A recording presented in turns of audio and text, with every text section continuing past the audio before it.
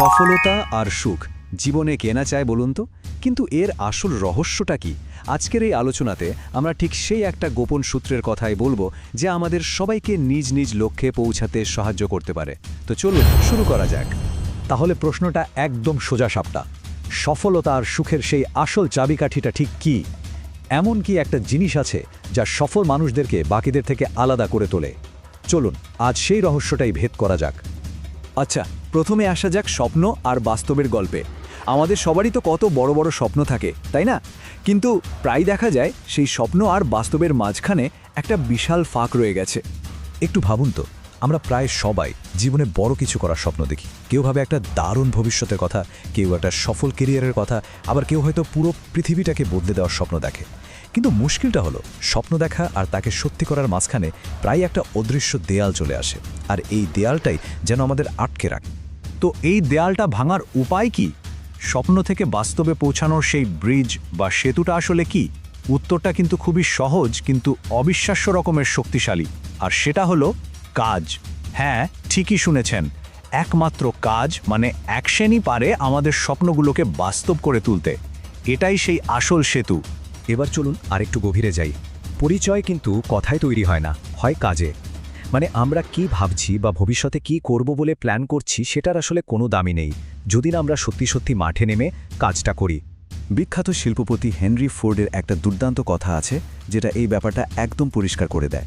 তিনি বলেছিলেন, ভবিষ্যতে কি করা হবে তার উপর ভিত্তি করে কখনো খ্যাতি তৈরি করা যায় না।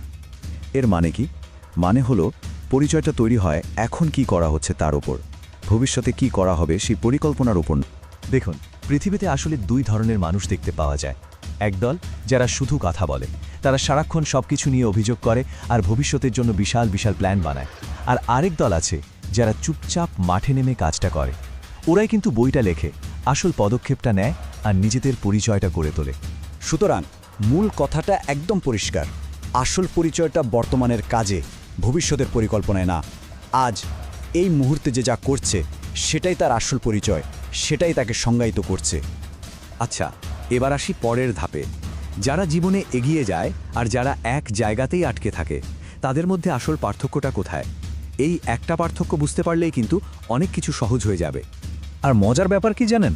এই দুই ধরনের মানুষের মধ্যে হাজারটা পার্থক্য খোঁজার কোনো দরকারই নেই। পার্থক্য আসলে একটাই। হ্যাঁ, একদম ঠিক। শুধু একটা জিনিসই সব কিছু ঠিক করে দেয়। আর সেই একটা জিনিস হলো অ্যাকশন, মানে কাজে নেমে পড়া। যারা এগিয়ে যায় তারা অ্যাকশন নেয়, আর যারা পিছিয়ে পড়ে তারা শুধু প্ল্যানই করতে থাকে কিন্তু কোনো অ্যাকশন নেয় না। এটাই হয়তো জীবনের সবচেয়ে বড় সত্যিগুলোর একটা। ব্যাপারটা আরও পরিষ্কার হবে যদি আমরা সফল আর আটকে থাকা মানুষগুলোর কাজের ধরনটা একটু খেয়াল করি। দেখুন, সফল মানুষরা ভুল করে, ব্যর্থতা থেকে শেখে, রিজেকশনের শিকার হয়, কিন্তু তারপরেও তারা আবার চেষ্টা করে। তাদের পুরো জার্নিটাই হলো অ্যাকশনে ভরা। আর অন্যদিকে যারা আটকে থাকে, তারা শুধু একটা নিখুঁত প্ল্যান বানানোর পেছনেই সবটা সময় নষ্ট করে ফেলে। তো এখন আসল প্রশ্নটা হলো, শুরুটা হবে কিভাবে? অ্যাকশন নেওয়ার কথা তো বলা খুব সহজ, কিন্তু করাটা তো ততটা সহজ না। চলুন আমাদের শেষ অংশে এটাই দেখি যে কিভাবে খুব সহজে প্রথম পদক্ষেপটা নেওয়া যায়। মার্টিন লুথার কিং জুনিয়রের একটা অসাধারণ কথা আছে এই বিষয়ে। তিনি বলেছেন, বিশ্বাসের সাথে প্রথম পদক্ষেপটা নিন। পুরো সিঁড়িটা গোড়াতেই দেখার কোনো দরকার নেই, শুধু প্রথম ধাপটা নিন। মানে হলো, পুরো রাস্তাটা প্রথম থেকেই জানার কোনো প্রয়োজন নেই, শুধু বিশ্বাস রেখে প্রথম ধাপটা ফেললেই হলো। বাকিটা পথ চলতে চলতেই পরিষ্কার হয়ে যাবে।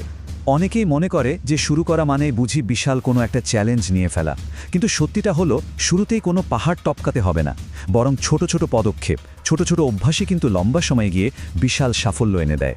তাহলে শুরু করার উপায়টা কি? নিয়ম মাত্র দুটো, খুবই সহজ। 1 নম্বর, সঠিক সময়ের জন্য অপেক্ষা করাটা বন্ধ করতে হবে, কারণ সত্যি বলতে সঠিক সময় বলে আসলে কিছুই হয় না। আর 2 নম্বর, এখন যা কিছু আছে, যতটুকু আছে, সেটা দিয়েই আজ ঠিক এই মুহূর্তে থেকেই কাজটা শুরু করে দেওয়া। তো এই আলোচনা শেষ করার আগে একটা প্রশ্ন রেখে যাই। নিজেদের স্বপ্নগুলোকে সত্যি করার জন্য আমাদের সেই প্রথম পদক্ষেপটা কি হতে পারে? একটু ভাবা যাক, আর চলুন আজই সেই পদক্ষেপটা নিয়ে ফেলি। সাফল্য তো আমাদের জন্যই অপেক্ষা করছে।